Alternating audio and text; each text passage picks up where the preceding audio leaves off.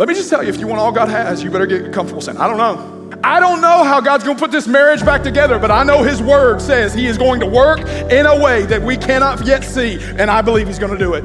I don't know how God's gonna fix this body that's so broken and beat up through disease, but I believe his word says healing is gonna happen.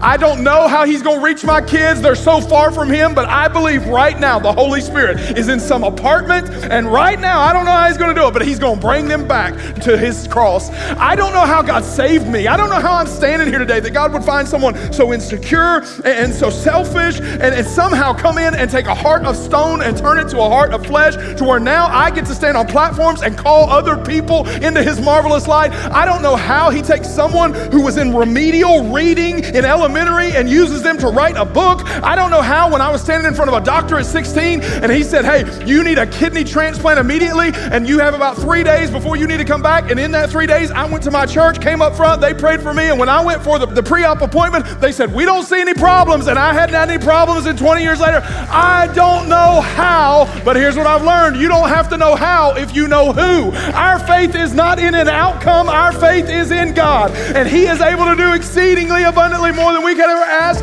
dream, or imagine. So I don't know how, but I know who. And because I know who, I can have faith to say, God, decrease my doubt and increase it in you.